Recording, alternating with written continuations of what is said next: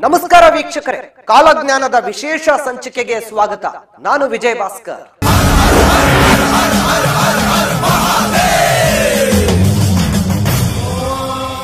ವೀಕ್ಷಕರೇ, ತತ್ವಮಸಿ ಗುರು ಪರಂಪರಾ ಆಶ್ರಮದಲ್ಲಿ ನಡೀತಿರುವಂತಹ ಅದೆಷ್ಟೋ ಪವಾಡಗಳ ಬಗ್ಗೆ ಈಗಾಗಲೇ ಸಾಕಷ್ಟು ಮಾಹಿತಿಯನ್ನು ನೀಡಿದ್ದೇವೆ.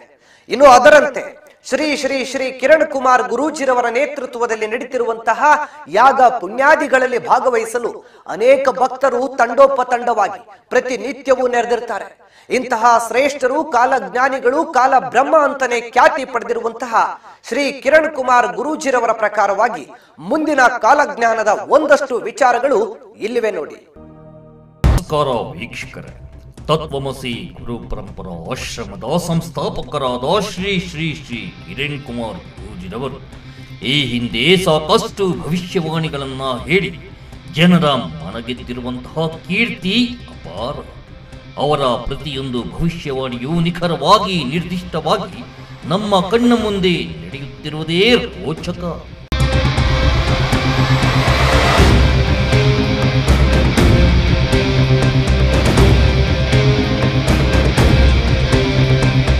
ಗುರೂಜಿರವರು ಅದ್ಭುತವಾದ ಆತ್ಮ ಚೈತನ್ಯ ಶಕ್ತಿಗಳನ್ನ ಒಳಗೊಂಡಂತೆ ತಮ್ಮ ತಪೋಬಲದ ಮೂಲಕವಾಗಿ ಮುಂದಾಗುವಂತಹ ಅದೆಷ್ಟೋ ಘಟನಾವಳಿಗಳ ಬಗ್ಗೆ ಮುಂಚಿತವಾಗಿಯೇ ತಮ್ಮ ಕಾಲಜ್ಞಾನದಲ್ಲಿ ಹೇಳಿಬಿಡುತ್ತಾರೆ ಅನ್ನೋ ವಿಚಾರ ತಮಗೆಲ್ಲ ಗೊತ್ತೇ ಇದೆ. ದುಷ್ಟತೆಯಿಂದ ಮನುಕುಲದ ಒಳಿತಿಗಾಗಿ ಎಚ್ಚೆತ್ತುಕೊಳ್ಳೋ ಮಾರ್ಗೋಪಾಯವನ್ನ ತಿಳಿಸುವಲ್ಲಿ ಗುರೂಜಿರವರು ಮುಂಚೂಣಿಯಲ್ಲಿರುತ್ತಾರೆ.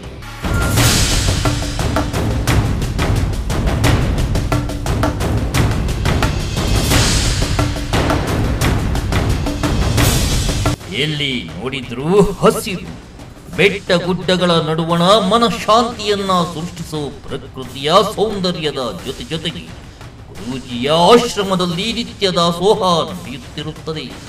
ಗೋಶಾಲೆಯೊಂದಿಗೆ ಪ್ರಾರಂಭವಾಗುವ ಆಶ್ರಮ ಗುರೂಜಿರವರ ಶ್ರೇಷ್ಠ ಚೈತ್ರ ಕುಟೀರದೊಂದಿಗೆ ಕೊನೆಗೊಳ್ಳುತ್ತದೆ.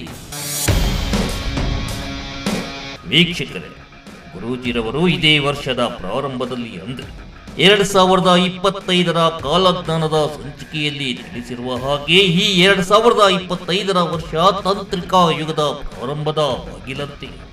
ಅಂದ್ರೆ ಮುಂಬರುವ ದಿನಗಳಲ್ಲಿ ಟೆಕ್ನಾಲಜಿ ಅನ್ನೋದು ಪ್ರತಿಯೊಂದರಲ್ಲೂ ಕೂಡ ಕಾಣ್ತೇವೆ. AI ಟೆಕ್ನಾಲಜಿ ಮುಂಬರುವ ದಿನಗಳಲ್ಲಿ ಅತಿ ವೇಗವಾಗಿ ಬೆಳೆದು ನಿಲ್ಲುತ್ತೆ. ಒಟ್ಟು ಮಗುವಿಗೂ ಟೆಕ್ನಾಲಜಿಯ ಅರಿವು ಅಂಟಿಕೊಂಡೇ ಬರುತ್ತೆ ಅಂತ ಹೇಳಿದ್ದಾರೆ. ಈ ಇಂಟರ್ನೆಟ್ಟು, ಟಿ ವಿ, ಮೀಡಿಯಾದಲ್ಲಿ ಹೊಸದೊಂದು ಕ್ರಾಂತಿ ಶುರುವಾಗುತ್ತೆ.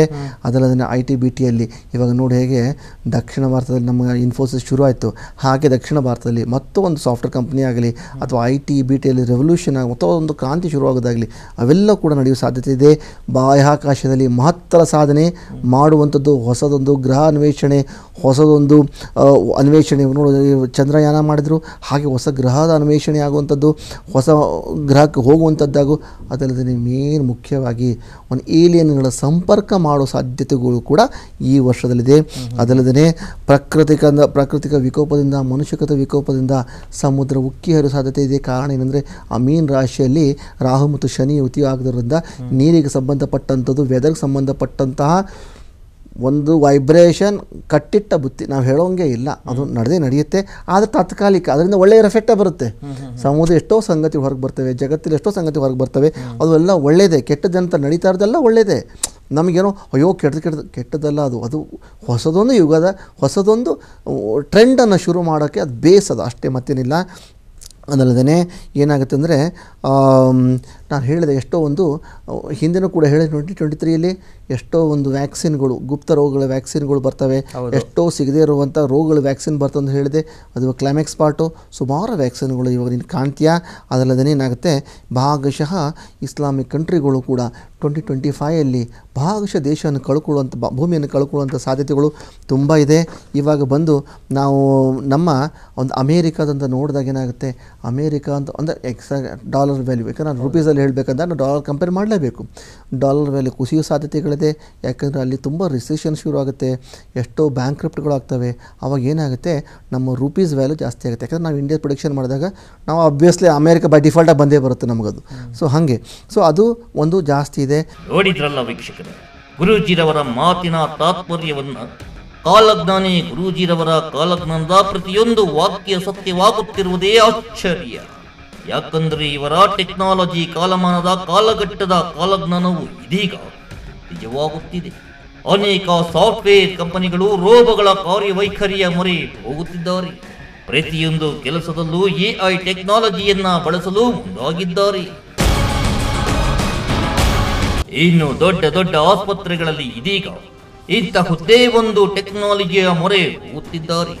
ದೊಡ್ಡ ದೊಡ್ಡ ದೈತ್ಯ ಕಂಪನಿಗಳು ರೋಬೋಗಳಂತಹ ಟೆಕ್ನಾಲಜಿಯ ಬಳಕೆ ಮಾಡುವ ಮನಸ್ಸು ಮಾಡಿದರೆ ಜಗತ್ತಿನ ಜಾಗತೀಕರಣ ಏನಾಗುತ್ತೆ ಅನ್ನೋ ಆಲೋಚನೆ ಇಲ್ಲದಂತೆ ಮುಂದುವರಿಯುತ್ತಿದೆ ಈ ಎಐ ಟೆಕ್ನಾಲಜಿ.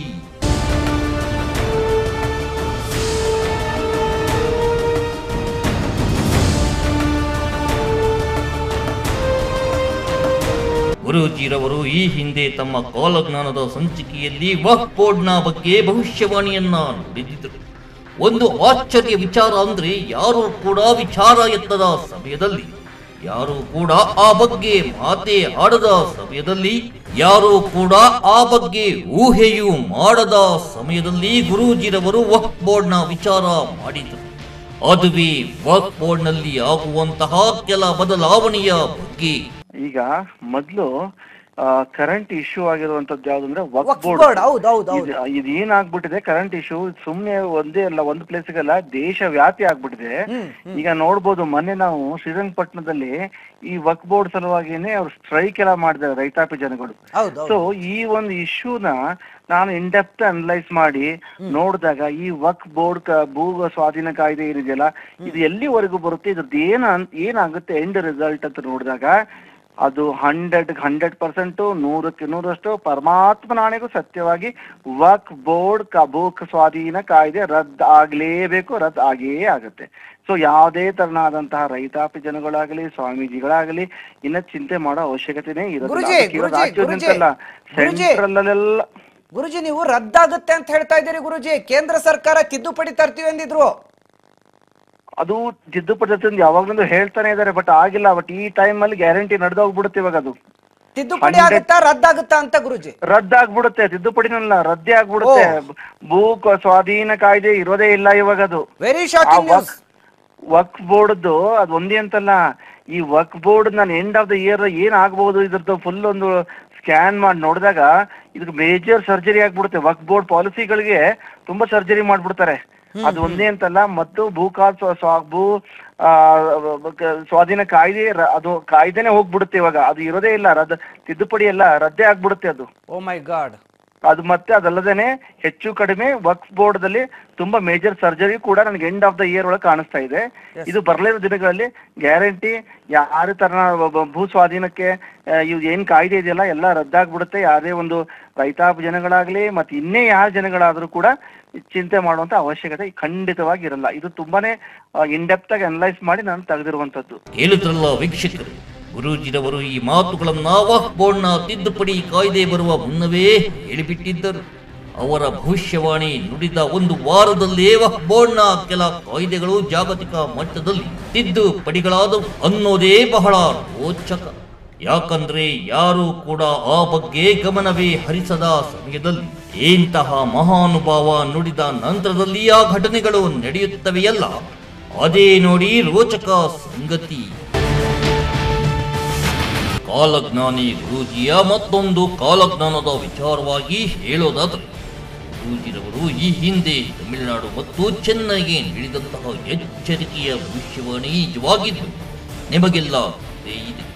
ತಮಿಳುನಾಡು ಚೆನ್ನೈನಲ್ಲಿ ಪ್ರವಾಹ ಉಂಟಾಗಿ ಎಷ್ಟೆಲ್ಲ ಅವಾಂತರಗಳು ಸೃಷ್ಟಿಯಾದವು ಅನ್ನೋದು ನಮಗೆಲ್ಲ ಗೊತ್ತು.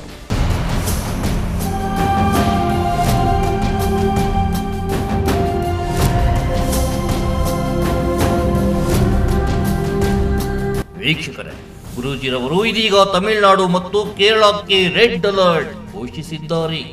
ಹಿಂದೆಂದೂ ಕೇಳರಿಯದಂತಹ ದುರ್ಘಟನೆಯೊಂದು ತಮಿಳುನಾಡು ಮತ್ತು ಕೇರಳದ ಕರಾವಳಿಯ ಭಾಗಗಳಲ್ಲಿ ಕಂಡುಬರುತ್ತೆ ಅನ್ನೋ ಕಾಲಜ್ಞಾನವನ್ನ ತಮ್ಮ ಕಾಲಜ್ಞಾನದಲ್ಲಿ ಹೇಳಿದ್ದಾರೆ ವೀಕ್ಷಕರೇ.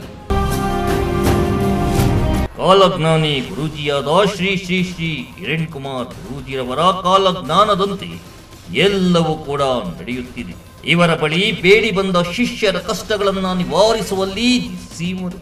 ಕಷ್ಟ ಏನೇ ಇರಲಿ ಈ ಕ್ಷೇತ್ರಕ್ಕೆ ಭೇಟಿ ಮಾಡಿ ಇಲ್ಲಿರುವಂತಹ ಶ್ರೀ ಕಾಮಾಖ್ಯ ದೇವಿಯ ದರ್ಶನವನ್ನ ಪಡೆದು ಗುರೂಜಿಯ ಆಶೀರ್ವಾದದಂತೆ ಮುನ್ನಡೆದರೆ ಅವರಿಗೆ ಸುಖ, ಶಾಂತಿ, ಸಂಪತ್ತು, ಆರೋಗ್ಯ ಕಟ್ಟಿಟ್ಟ ಬುತ್ತಿ.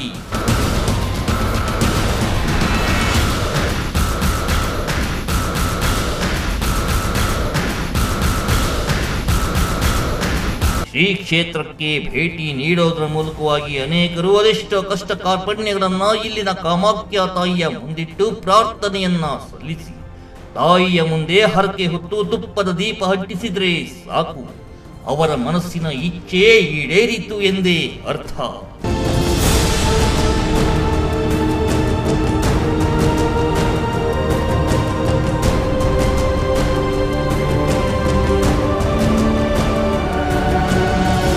ಶ್ರೀ ಕ್ಷೇತ್ರಕ್ಕೆ ಭೇಟಿ ನೀಡೋದರ ಮೂಲಕವಾಗಿ ಅನೇಕರು ಅದೆಷ್ಟೋ ಕಷ್ಟ ಕಾರ್ಪಣ್ಯಗಳನ್ನ ಇಲ್ಲಿನ ಕಾಮಾಖ್ಯ ತಾಯಿಯ ಮುಂದಿಟ್ಟು ಪ್ರಾರ್ಥನೆಯನ್ನ ಸಲ್ಲಿಸಿ ತಾಯಿಯ ಮುಂದೆ ಹರಕೆ ಹೊತ್ತು ತುಪ್ಪದ ದೀಪ ಅಂಟಿಸಿದ್ರೆ ಸಾಕು, ಅವರ ಮನಸ್ಸಿನ ಇಚ್ಛೆ ಈಡೇರಿತು ಎಂದೇ ಅರ್ಥ. ಇಂತಹ ಶಕ್ತಿ ಇರುವಂತಹ ಶ್ರೀ ಕ್ಷೇತ್ರದ ಮಹಿಮೆ ಅಪಾರ. ನೊಂದ ಮನಸ್ಸುಗಳಿಗೆ ಮುದ ನೀಡುವಂತಹ ವಾತಾವರಣ ಇಲ್ಲಿರುವ ಕಾರಣ ಎಂತಹವರನ್ನು ಕೂಡ ಬೆರಗುಗೊಳಿಸುತ್ತದೆ. ಗುರೂಜಿರವರ ಭವಿಷ್ಯವಾಣಿಗಳ ಸತ್ಯತೆ ಒಂದೆಡೆಯಾದರೆ ಈ ಕ್ಷೇತ್ರದ ಮಹಿಮೆ ಮತ್ತೊಂದೆಡೆ.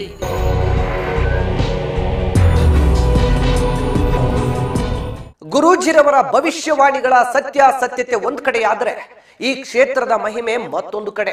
ಇಂತಹ ಕ್ಷೇತ್ರ ಮತ್ತು ಗುರೂಜಿರವರ ಮತ್ತೊಂದು ಕಾಲಜ್ಞಾನದ ವಿಚಾರವನ್ನ ನೋಡೋಣ ಮುಂದಿನ ಭಾಗದಲ್ಲಿ. ಕಲಿಯುಗದಲ್ಲಿ ಕಾಲಜ್ಞಾನಿಗಳ ಸಾಲಿನಲ್ಲಿ ಹೇಳೋದಾದ್ರೆ ಶ್ರೀ ವೀರಬ್ರಹ್ಮೇಂದ್ರ ಸ್ವಾಮಿಗಳು, ಕೈವಾರ ತಾತಯ್ಯನವರು, ಹಾಗೆ ಕೆಲ ಋಷಿಮುನಿಗಳು, ತಪಸ್ವಿಗಳು, ಹೀಗೆ ಅನೇಕ ಪವಾಡ ಪುರುಷರುಗಳ ಸಾಲಿನಲ್ಲಿ ಸೇರುವಂತಹ ಕಾಲಜ್ಞಾನಿ ಶ್ರೀ ಶ್ರೀ ಶ್ರೀ ಕಿರಣ್ ಕುಮಾರ್ ಗುರೂಜಿಯ ಮತ್ತೊಂದು ಸ್ಫೋಟಕ ಕಾಲಜ್ಞಾನದ ವಿಚಾರ ಇಲ್ಲಿದೆ ನೋಡಿ.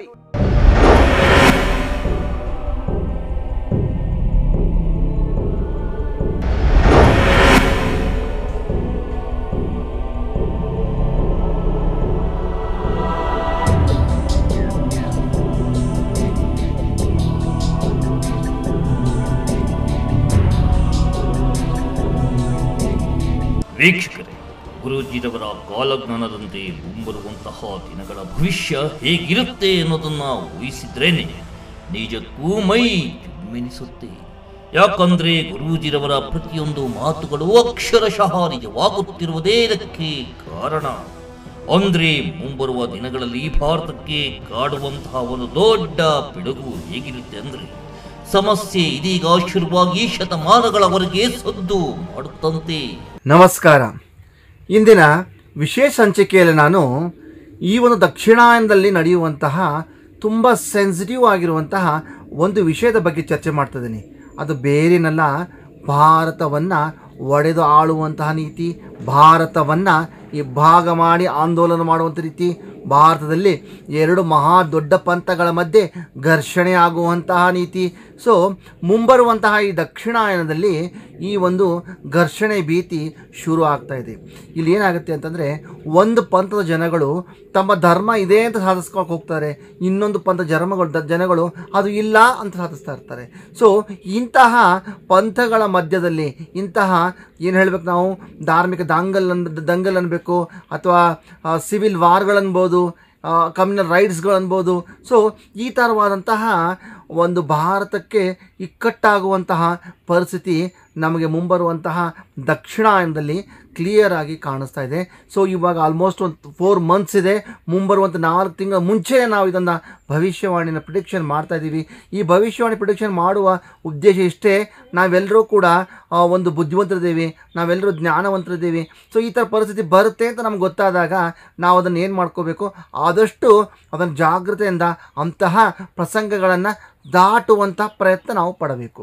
ನಾವು ಕೇಳಿರುವ ಹಾಗೆ 1892ರಲ್ಲಿ ಶುರುವಾದಂತಹ ಕಾವೇರಿ ವಿವಾದ ಇನ್ನೂ ಕೂಡ ಬಗೆಹರಿಯಲಾಗದ ಸಮಸ್ಯೆಯಾಗಿಯೇ ಉಳಿದಿದೆ. ಹಾಗೆಯೇ ನಾವು ಕೇಳಿರುವ ಹಾಗೆ ಸುಮಾರು 400 ವರ್ಷಗಳ ಹಿಂದೆ ಸೃಷ್ಟಿಯಾದ ಬಾಬ್ರಿ ಮಸೀದಿಯ ದ್ವಂದ್ವ ಸಮಸ್ಯೆ ಹೇಗೆ ದೀರ್ಘಾವಧಿಯಲ್ಲಿ ಹಿಂದೂ ಮುಸ್ಲಿಂ ಜಗಳಕ್ಕೆ ಕಾರಣವಾಯಿತು. ಅಂತಹುದೇ ಒಂದು ದೀರ್ಘಾವಧಿಯಲ್ಲಿ ಕಾಡಬಹುದಾದಂತಹ ದ್ವಂದ್ವ ಸಮಸ್ಯೆ ಒಂದು ಜನ್ಮ ತಾಳೋ ಸಮಯ ಹತ್ತಿರದಲ್ಲೇ ಇದೆಯಂತೆ. ಬಾಬರಿ ಮಸೀದಿಯ ಒಂದು ಈವೆಂಟಿಂದ ಶುರು ಮಾಡ್ತೀನಿ. ಇದಕ್ಕೂ ಮುಂಚೆ ಭಾರತವನ್ನು ಒಡೆದ ಆಳುವ ನೀತಿ ತುಂಬಾ ಬಂದಿದೆ. ಆದರೆ ಬಾಬರಿ ಮಸೀದಿಯಿಂದ ನಾವು ತೊಗೊಂಡು ಹೋಗೋಣ. ಅಲ್ಲಿ ಏನಾಯಿತು, ಭಾರತ ಎರಡು ಭಾಗದಾಗಿ, ಅಂದರೆ ಕೆಲವೊಂದು ಆಗಬೇಕಾದಂತಹ ಒಂದು ಕಲಹಗಳು, ಲಾಂಗ್ ಟರ್ಮ್ ಇಶ್ಯೂಗಳು ಏನಾಯಿತು, ಆ ಬಾಬರಿ ಮಸೀದಿಯ ಒಂದು ಕಾರಣದಿಂದ ಅಲ್ಲಿ ಜನ್ಮವೆತ್ತು. ಅಲ್ಲಿಂದ ಶುರುವಾಗಿದ್ದು ಆಲ್ಮೋಸ್ಟ್ 300-400 ಇಯರ್ವರೆಗೂ ಕೂಡ ಆ ಇಶ್ಯೂ ಜಾಗೃತವಾಗಿತ್ತು ಮತ್ತು ಅದು ಎರಡು ಕೋಮುಗಳ ಮಧ್ಯೆ ಫೈಟ್ ನಡೀತಾನೇ ಇತ್ತು. ಸೊ ಏನು ಹೇಳೋಕ್ಕೆ ಇಷ್ಟಪಡ್ತಿದ್ದೀನಿ ಅಂತಂದರೆ, ಇಂತಹ ಲಾಂಗ್ ಟರ್ಮಲ್ಲಿ ನಡೆಯುವಂತಹ ಕೋಮುಗಲಭೆ ಅಥವಾ ಭಾರತನ ಒಡೆದಾಳುವಂಥ ನೀತಿ ಅಥವಾ ಭಾರತದ ಕೋಮುಗಲಭೆ, ಭಾರತದಲ್ಲಿ ಇಬ್ಬಾಗ ಮಾಡುವಂಥ ನೀತಿಗಳು ಅಥವಾ ಯಾವುದೋ ಒಂದು ಇನ್ಸಿಡೆಂಟು ಈ ಬರಲಿರುವಂತಹ ಈ ಒಂದು ದಕ್ಷಿಣಾಯನದಲ್ಲಿ ನಮಗೆ ಕಾಣ್ತಾ ಇದೆ. ಯಾಕೆಂದರೆ ಬಾಬರಿ ಮಸೀದಿ ಒಂದು ಹೇಳಿದೆ, ಯಾವತ್ತೋ ಒಂದು ಮಾಡಿದಂಥ ತೀರ್ಮಾನದಿಂದ ಇಡೀ ಇಲ್ಲಿವರೆಗೂ ಒಂದು 400 ವರ್ಷಗಳವರೆಗೂ ಆ ಒಂದು ಎರಡು ಕೋಮುಗಳ ಮಧ್ಯೆ ಗಲಭೆ ಆಗ್ತಾನೇ ಬಂತು. ಅದು ಇವಾಗ ಒಂದು ತಾರ್ಕಿಕ ಅಂತ್ಯವನ್ನು ಕಂಡು. ಅದಲ್ಲದೆ ನಾವು ಇನ್ನೊಂದು ಇಶ್ಯೂ ಅಂತ ತಗೊಂಡಾಗ, ನಾವು ಈಗ ಒಂದು ಕಾವೇರಿ ಇಶ್ಯೂ ಅಂತ ತೊಗೊಂಡಾಗ ಇದು ಏನಾಗಿತ್ತು, 1892 ಶುರು ಆಯಿತು ಇಶ್ಯೂ. ಅಂದರೆ ಅಲ್ಲಿ ಶುರು ಆಗಿದ್ದು ಟ್ರಿಗ್ಗರ್ ಪಾಯಿಂಟು ಅದು ಇನ್ನೂ ಕೂಡ ಸಾರ್ಟ್ ಔಟ್ ಆಗ್ತಾ ಇಲ್ಲ. ಸೊ ಈ ಲಾಂಗ್ ಟರ್ಮ್ ಆಗುವಂತಹ ಇಶ್ಯೂ, ಈ ಇಶ್ಯೂನ ಏನಾಗುತ್ತೆ, ಭಾರತ ಒಡೆಯುತ್ತೆ, ಭಾರತ ಅಲ್ಲಿ ವೀಕ್ ಆಗುತ್ತೆ ವಿನಃ ಭಾರತ ಪ್ರಬುದ್ಧವಾಗಲ್ಲ, ಭಾರತ ಶಕ್ತಿಶಾಲಿ ಆಗಲ್ಲ. ಸೊ ಅಂತಹ ಸಿಚುವೇಶನ್, ಅಂತಹ ಒಂದು ಸಮಸ್ಯೆ ಬರಲಿರುವ ದಿನಗಳಲ್ಲಿ ಒಂದು ದಕ್ಷಿಣಾಯನದಲ್ಲಿ ಉಲ್ಬಣಗೊಳ್ಳುವಂಥ ಸಾಧ್ಯತೆಗಳು 100ಕ್ಕೆ 100ರಷ್ಟಿದೆ. ಪಕ್ಕ ಪರಮಾತ್ಮನಿಗೂ ಸತ್ಯ. ನಾವಿಲ್ಲಿ ಜಾಗೃತವಾಗಿರಬೇಕು. ಅದಲ್ಲದೆ ಇನ್ನೂ ಒಂದು ಎಕ್ಸಾಂಪಲ್ ಹೇಳ್ತೀನಿ. ಏನಾಯ್ತಂದರೆ, ಈ 1956 ಒಂದು ಸಮೂಹದ ಪಂಗಡ ಜನಗಳು ಹೋಲಾಗಿ ಮಾಸಾಗಿ ಇನ್ನೊಂದು ಪಂಗಡಕ್ಕೆ ಕನ್ವರ್ಷನ್ ಆದರು. ಸೊ ಅಲ್ಲಿಂದನೇ ಹುಟ್ಟು ಈ ನಮ್ಮ ಒಂದು ಅಹಿಂದ್ ಅನ್ನುವಂತಹ ಒಂದು ಪಂಥ. ಸೊ ಅಲ್ಲಿಂದ ಶುರುವಾದಂಥ ಅಹಿಂದ್ ಅನ್ನೋ ಪಂಥ ಇಲ್ಲೂವರೆಗೂ ಅದು ಒಂದು ಸಮಸ್ಯೆ ಆಗಿನೇ, ಅಂದರೆ ಪೈಪೋಟಿಯಾಗಿಯೇ ಒಂದು ಎರಡು ಭಾರತದಲ್ಲಿ ಎರಡು ಒಂದು ಗಲಭೆ, ಒಂದು ಕೋಮ ಗಲಭೆ ಥರನೇ, ಅಂದರೆ ಏನು, ಇಬ್ಬಾಗ ಮಾಡಿ ಆಳುವಂತಹ ಒಂದು ರೂಲ್ಸ್ ಅಂತಲೇ ಹೇಳ್ಬೋದು, ಇಬ್ಬಾಗ ಮಾಡಿ ಆಳುವಂತಹ ಒಂದು ರಣನೀತಿ ಅನ್ಬೋದು. ಸೊ ಅಲ್ಲಿಂದ ಜನ್ಮವೆತ್ತಿ ಇಲ್ಲೂವರೆಗೂ ಕೂಡ ಅದು ಕಂಟಿನ್ಯೂ ಆಗ್ತಾ ಹೋಯಿತು. ಮಣಿಪುರದಲ್ಲಿ ನಡೆದಂತಹ ದುರಂತಗಳ ರೀತಿಯಾಗಿ ಮಹಾನೇತಾರನ ದುರಂತ ಹತ್ಯೆಯಿಂದಾಗಿಯೋ, ಧರ್ಮಗಳ ನಡುವಣ ತಾರತಮ್ಯಗಳಿಂದಾಗಿಯೋ, ಹಿಂದೆಂದೋ ನಡೆದ ದುರ್ಘಟನೆಯ ಕಾರಣದಿಂದಾಗಿಯೋ ಇದೀಗ ಹೊಸ ಸಮಸ್ಯೆ ಒಂದು ಸೃಷ್ಟಿಯಾಗಿ ಶತಮಾನಗಳವರೆಗೂ ಕೂಡ ಇದರ ಎಫೆಕ್ಟ್ ಮುಂದುವರಿಯುತ್ತಂತೆ. ಇದರಿಂದಾಗಿ ಕಮ್ಯುನಲ್ ರೈಟ್ಸ್, ಸಿವಿಲ್ ವಾರ್ಗಳು, ಕ್ಷುಲ್ಲಕ ಕಾರಣಗಳಿಂದಾಗಿ ಗುಂಪುಗಳ ಘರ್ಷಣೆ, ಧಾರ್ಮಿಕ ದಂಗಲ್ಗಳು, ಇನ್ನು ಅನೇಕ ಸಾಲು ಸಂಕಷ್ಟಗಳಿಗೆ ಸಾಕ್ಷಿಯಾಗುತ್ತಂತೆ ಭಾರತ. ನಾವು ಕ್ರಮೇಣವಾಗಿ ನೋಡ್ಬೋದು, ಈ ವಕ್ಫ್ ಬೋರ್ಡ್ ಅನ್ನುವಂತಹ ಒಂದು ವೈರಸ್ಸನ್ನು ನಮ್ಮ ಭಾರತದಲ್ಲಿ ಬಿಟ್ಟಾಗ ಅದು ಕ್ರಮೇಣವಾಗಿ ಬಲಿಷ್ಠ ಆಗ್ತಾನೇ ಬಂತು. ಅಂತಹ ಅವಾಗಿರುವಂತಹ ವಕ್ಫ್ ಬೋರ್ಡ್ ಸ್ಥಾಪನೆ, ಅವಾಗಿರುವಂಥ ವಕ್ಫ್ ಬೋರ್ಡ್ ಕೆಲವೊಂದು ಕಾನೂನು ಇಲ್ಲೂವರೆಗೂ ಒಂದು ಸಮಾಜದಲ್ಲಿ ಗಲಭೆ, ಎರಡು ಕೋಮುಗಳ ಮಧ್ಯೆ ಗಲಭೆ ಅಂತ ಅರ್ಥನೇ ಇದೆ. ನಾನೇನು ಹೇಳೋಕೆ ಇಷ್ಟಪಡ್ತೀನಿ ಅಂದರೆ, ಈ ಥರವಾದಂತಹ ಕೋಮಗಲಭೆಗಳ ಉತ್ಪತ್ತಿ, ಕೋಮಗಲಭೆಗಳ ಮೂಲ, ಕೋಮಗಲಭೆಗಳ ಲಾಂಗ್ ಟರ್ಮ್, ಅದು ಇಷ್ಟು ವರ್ಷ ಅಷ್ಟು ವರ್ಷ ಅಂತ ಹೇಳೋಕ್ಕಾಗಲ್ಲ, ಶತಮಾನಗಳವರೆಗೂ ಡ್ರ್ಯಾಗ್ ಮಾಡ್ಕೊಂಡು ಹೋಗುವಂಥದ್ದು. ಸೊ ಅಂತಹ ಒಂದು ಭಾರತವನ್ನು ಒಡೆದು ಆಳುವಂಥದ್ದು, ಭಾರತ ಎರಡು ಪಂಥಗಳ ಮಹಾನ್ ಕಾಳಗ ಈ ಬರಲಿರುವಂತಹ ದಕ್ಷಿಣಾಯನದಲ್ಲಿ ನಡೆಯುತ್ತೆ. ಸೊ ನಾವುಗಳೆಲ್ಲ ಈ ಬರುವಂತಹ ಆ ಹಿಂದೆ ಯಾರೂ ಕೂಡ ಚೇತಾವಣೆ ಕೊಡೋರಿರಲಿಲ್ಲ, ಅಲರ್ಟ್ ಮಾಡೋರಿರಲಿಲ್ಲ, ಗೊತ್ತಾಗಿರಲಿಲ್ಲ. ಆದರೆ ನಾವು ಇವೆಲ್ಲರೂ ಕೂಡ AI ಟೆಕ್ನಾಲಜಿಯಲ್ಲಿದ್ದೀವಿ. ಸೊ ನಾವು ನಮ್ಮ ಜಾಗೃತಾವಸ್ಥೆಯಲ್ಲಿರಬೇಕು. ಎಂತಹ ರಾಜಕಾರಣಿಗಳು ತಮ್ಮ ಒಂದು ಬೇಳೆಯನ್ನು ಬೆಳೆಸ್ಕೊಳ್ಳೋಕ್ಕೋಸ್ಕರ 108 ಸುಳ್ಳು ಹೇಳ್ತಾರೆ, 108 ಕೋಮು ಮಾತಾಡ್ತಾರೆ. ದಯವಿಟ್ಟು ಅಂತಹ ಕೋಮ ಗಲಭೆಗೆ, ಅಂತಹ ಪ್ರಚೋದನಕಾರಿ ಹೇಳಿಕೆಗೆ, ಅಂತಹ ಒಂದು ಧಾರ್ಮಿಕ ದಂಗಲ್ಗೆ ನಾವು ಬೀಳದೇನೆ ಒಂದು ಪ್ರಬುದ್ಧವಾಗಿ ಒಂದು ವಿದ್ಯಾವಂತರಾಗಿ ಭಾರತವನ್ನು ಏಕೀಕೃತಗೊಳಿಸಿ ಭಾರತವನ್ನು ಸದೃಢಗೊಳಿಸಿ ಭಾರತವನ್ನು ಮುನ್ನಡೆಸುವಂತಹ ಒಂದು ಹೊಣೆಗಾರಿಕೆ ನಮ್ಮ ಮೇಲಿದೆ. ಅದಕ್ಕೆ ಎಲ್ಲರೂ ನಾವು ಜಾಗೃತ ಆಗಿರೋಣ. ಮುಂಬರುವ ದಿನಗಳಲ್ಲಿ ಇದು ನಡೆಯುತ್ತೆ. ಅದು ನಡೆದಾಗ ಏನಾಗುತ್ತೆ, ನಾವು ಇವಾಗ ಅಲರ್ಟ್ ಮಾಡಿದ್ದೀವಿ. ಎಷ್ಟೋ ಜನ ಆ ಟೈಮಲ್ಲಿ ಗುರುಗಳು ಈ ಟೈಮಲ್ಲಿ ಹೇಳಿದ್ರು ಮುಂದೆ 4 ತಿಂಗಳ ಮುಂಚೆ, ಸೊ ಇವಾಗ ನಡೀತಾ ಇದೆ, ನಾವು ಜಾಗೃತ ಆಗಿರಬೇಕು ಅಂತ ಎಷ್ಟು ಜನ ನಿಮ್ಮ ಮನಸ್ಸಲ್ಲಿ ತಗೊಳ್ತಿರೋ ಅದು ನಿಮಗೆ ಬಿಟ್ಟು ವಿಷಯ. ಬಟ್ ಈ ನಡೆಯುವಂಥ ಸಂಗತಿಗಳನ್ನು ಈ ವರ್ಷದಲ್ಲಿ ನಡೆಯುವ ಸಂಗತಿಗಳನ್ನು ನಿಮ್ಗೆ ಹೇಳಿದ್ದೀನಿ. ಮುಂಬರುವಂತಹ ದಿನಗಳಲ್ಲಿ ಭಾರತಕ್ಕೆ ಕೆಲ ಅನಿಷ್ಟಗಳು ಅಂಟಿಕೊಳ್ಳುತ್ತವೆಯಂತೆ ಧಾರ್ಮಿಕತೆಗೆ ಧಕ್ಕೆ ಉಂಟಾಗುವಂತಹ ಒಂದಷ್ಟು ಘಟನಾವಳಿಗಳು ಸಂಭವಿಸುತ್ತಂತೆ. ಹಿಂದೆಂದೋ ನಡೆದ ದುರ್ಘಟನೆಯ ಸೇಡನ್ನ ತೀರಿಸಿಕೊಳ್ಳೋ ರೀತಿಯಾಗಿ ಧಾರ್ಮಿಕ ದಂಗಲ್ಗಳು ಬೆಳಕಿಗೆ ಬರುತ್ತಂತೆ. ಒಂದೇ ಮಾತಿನಲ್ಲಿ ಹೇಳೋದಾದ್ರೆ ಇಡೀ ಭಾರತವೇ 2 ಪಂಥಗಳಾಗಿ ಕಾದಾಟ ನಡೆಸುವಂತಹ ಘಟನೆ ನಡೆಯುತ್ತಂತೆ. ಕೆಲ ಘಟನಾವಳಿಗಳಿಂದ ಇಡೀ ಜಗತ್ತೇ ಭಾರತವನ್ನ ತಿರುಗಿ ನೋಡೋ ಕಾಲ ಬರುತ್ತೆ ಅನ್ನೋದನ್ನ ಗುರೂಜಿರವರು ತಮ್ಮ ಕಾಲಜ್ಞಾನದಲ್ಲಿ ಹೇಳಿದ್ದಾರೆ. ವೀಕ್ಷಕರೇ, ಈ ಒಂದು ನಡೆಯುವಂಥ ಕೋಮಗಲಭೆ ಅನ್ಬೋದು ಅಥವಾ ಧಾರ್ಮಿಕ ದಂಗಲ್ ಅನ್ಬೋದು, ಇದು ಕೇವಲ ಒಂದು ಭಾರತಕ್ಕೆ ಸೀಮಿತವಾಗಿರಲ್ಲ, ಅಂತಾರಾಷ್ಟ್ರೀಯ ಮಟ್ಟದಲ್ಲೂ ಕೂಡ ಭಾರತದ ಪ್ರತಿಭೆ ಅನ್ನೋದು ಕ್ಷೀಣಿಸಿ ಹೋಗ್ಬಿಡುತ್ತೆ. ಭಾರತವೇ ಇಡೀ ಜಗತ್ತೇ ಭಾರತ ಕಡೆ ಒಂದು ಕೆಟ್ಟ ದೃಷ್ಟಿಯಿಂದ ನೋಡೋಕ್ಕೆ ಶುರು ಮಾಡುತ್ತೆ. ರೀಸೆಂಟ್ ಆಗಿರುವಂಥ ಒಂದು ಎಕ್ಸಾಂಪಲ್ ಹೇಳ್ತೀನಿ. ನೀವು ಬಾಂಗ್ಲಾದೇಶಲ್ಲಿ ನೋಡ್ಬೋದು, 2 ಪಂಥಗಳು, ಒಂದು ಶೇಖ್ ಹಸೀನಾ ಮೇಲೆ ಇಡೀ ಸಮೂಹ ಎರಗಿ ಬಿಡ್ಬಿಡ್ತು. ನೀವು ನೋಡ್ಬೋದು, ಅವರಿರುವಂತಹ ಮನೆ ಮೇಲೆ ಕೂಡ ವಾರ್ ಮಾಡಿ ಹಾಕ್ಬಿಟ್ರು. ಒಂದು ಜನಾಂದೋಲನೆ ನಡೆದು ಹೋಗ್ಬಿಡ್ತು. ಸೊ ಅಲ್ಲೇನಾಯಿತು, 2 ಪಂಥಗಳು, ಒಂದು ಪಂಥ ಶೇಖ್ ಹಸೀನಾ ಬೇಕು ಅಂತ, ಇನ್ನೊಬ್ಬರು ಬೇಡ ಅಂತ. ಸೊ ಅಲ್ಲಿ ಏನಾಯಿತು, ಕಮ್ಯುನಲ್ ರೈಟ್ಸ್ ಆಗಿ ಹೋಯಿತು. ಮತ್ತು ಪೊಲಿಟಿಕಲ್ ದಂಗಲ್ ಅನ್ಬೋದು, ಕಮ್ಯುನಲ್ ರೈಟ್ಸ್ ಅನ್ಬೋದು, ಸಿವಿಲ್ ವಾರ್ ಕೂಡ ಅನ್ಬೋದು. ಸೊ ಈ ಥರವಾದಂಥ ಪರಿಸ್ಥಿತಿಯಲ್ಲಿ ಉಲ್ಬಣವಾಯಿತು. ಇದು ಮಾತು ಸತ್ಯ. ಈ ವರ್ಷದಲ್ಲಿ ನಡೆಯುವಂತಹ ಒಂದು ಸಿವಿಲ್ ವಾರ್ ಆಗಲಿ, ಪೊಲಿಟಿಕಲ್ ವೈಲೇಷನ್ ಆಗಲಿ, ಅಥವಾ ಕಮ್ಯುನಲ್ ರೈಟ್ಸ್ ಅಂತಲೂ ಕೂಡ ಹೇಳ್ಬೋದು, ಇದು ಈ 2025 ನಡೆಯುವಂಥದ್ದು ಇಡೀ ಬ್ರಹ್ಮಾಂಡಕ್ಕೆ ಇಡೀ ವರ್ಷಗಳ ನಾವು ನೆನಪಿಟ್ಟುಕೊಳ್ಳುವಂತಹ ಕರಾಳತೆಯನ್ನು ಈ 2025 ಬರಲಿದಲ್ಲಿ ಬಿಟ್ಟು ಹೋಗುತ್ತೆ. ಭೂತ ಭವಿಷ್ಯತ್ ವರ್ತಮಾನಗಳ ಅರಿವನ್ನ ಹೊಂದಿರುವಂತಹ ಶ್ರೀ ಕಿರಣ್ ಕುಮಾರ್ ಗುರೂಜಿರವರ ಕಾಲಜ್ಞಾನದ ಪ್ರಕಾರವಾಗಿ ಅವರ ಪ್ರತಿಯೊಂದು ಭವಿಷ್ಯವಾಣಿಯು ಕೂಡ ಅಕ್ಷರಶಃ ನಡೆಯುತ್ತಿದೆ ಮತ್ತು ನಡೆದಿದೆ. ಮನುಕುಲದ ಉದ್ಧಾರಕ್ಕೆಂದೇ ನಿಮ್ಮೆಲ್ಲರ ನಡುವಣ ಗುರೂಜಿರವರು ಇರುವುದೇ ನಮ್ಮೆಲ್ಲರ ಪುಣ್ಯ ಅಲ್ಲವೇ? ಮುಂದಾಗುವಂತಹ 150 ವರ್ಷಗಳ ಮುಂದಿನ ಭವಿಷ್ಯದ ವಿಚಾರಗಳನ್ನ ಗುರೂಜಿರವರು ತಮ್ಮ ಕಾಲಜ್ಞಾನದಲ್ಲಿ ಹಿಂದೆ ಹೇಳಿಬಿಟ್ಟಿದ್ದಾರೆ. ವೀಕ್ಷಕರೇ, ನಾವು ಒಂದು ಸ್ವಲ್ಪ ಪ್ರಬುದ್ಧತೆಯಿಂದ ಇದ್ದು ನಮ್ಮ ಜೀವನವನ್ನು ಸಾಗಿಸುವಂತಹ ಒಂದು ಸನ್ಮಾರ್ಗದಂತ ನಾವು ನಡೆಯುವಂಥರಾಗಬೇಕು. ಜಾತಿಗಳು ಬೇರೆ ಇದ್ರೂ ಕೂಡ ನಾವು ಎಲ್ಲರೂ ಕೂಡ ಭಾರತೀಯರು ಅಂದ್ಕೊಂಡು ಒಂದೇ ಧರ್ಮ, ಭಾರತೀಯರು, ನಾವು ಭಾರತವನ್ನು ಎತ್ತಿಡಿಬೇಕು ಅಂತ ಒಂದೇ ಸ್ಥಿರ ಮನಸ್ಸಿನಿಂದ ನಾವು ಈ ಒಂದು ನಿಟ್ಟಿನಲ್ಲಿ ನಿಂತು ನಾವು ಭಾರತವನ್ನು ಮುನ್ನಡೆಸಬೇಕು. ಸೊ ಇದೊಂದು ನಾವು ಮುಂಬರುವಂತಹ ದಿನಗಳಲ್ಲಿ ನಡೆಯುವಂಥ ಚೇತಾವಣೆ ಎಚ್ಚರಿಕೆಯನ್ನು ಕೊಟ್ಟಿದ್ದೀನಿ. ಇದು ಎಷ್ಟು ಜನ ಪಾಸಿಟಿವ್ ಆಗಿ ತೊಗೊಳ್ತಿರೋ ಅದು ನಿಮಗೆ ಬಿಟ್ಟ ವಿಚಾರ, ಎಷ್ಟು ಜನ ನೆಗೆಟಿವ್ ತೊಗೊಳ್ತಿರೋ ಅದು ನಿಮಗೆ ಬಿಟ್ಟ ವಿಚಾರ. ನಾನು ಹೇಳೋ ನನ್ನ ಕರ್ತವ್ಯ ಇದೆ. ನಾನು ಸ್ಪಷ್ಟವಾಗಿ ಈ ಹಿಂದೆನೂ ಕೆಲವೊಂದು ದುರ್ಘಟನೆ ಬಗ್ಗೆ ಚೇತಾವಣೆ ಕೊಡ್ಕೊಂಡು ಬಂದಿದ್ದೀನಿ. ಸೊ ಇವಾಗನೂ ಕೊಟ್ಟಿದ್ದೀನಿ, ಮುಂದೂ ಕೊಡ್ತಾನೆ ಇರ್ತೀನಿ.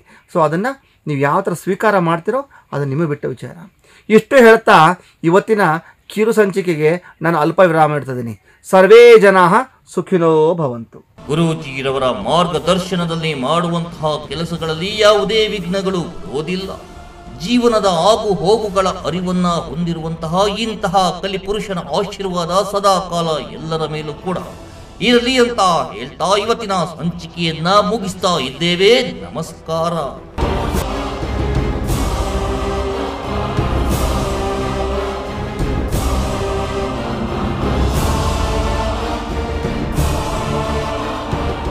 ಗುರೂಜಿರವರ ಮಾರ್ಗದರ್ಶನದಲ್ಲಿ ನಡೆಯುವಂತಹ ಕೆಲಸಗಳಲ್ಲಿ ಯಾವುದೇ ವಿಘ್ನಗಳು ಇರುವುದಿಲ್ಲ. ಜೀವನದ ಆಗು ಹೋಗುಗಳ ಅರಿವನ್ನ ಹೊಂದಿರುವಂತಹ ಇಂತಹ ಕಲಿಪುರುಷನ ಆಶೀರ್ವಾದ ಸದಾಕಾಲ ಎಲ್ಲರ ಮೇಲೂ ಇರಲಿ ಅಂತ ಹೇಳ್ತಾ ಇವತ್ತಿನ ಸಂಚಿಕೆಯನ್ನು ಮುಗಿಸ್ತಾ ಇದ್ದೇನೆ. ನಮಸ್ಕಾರ.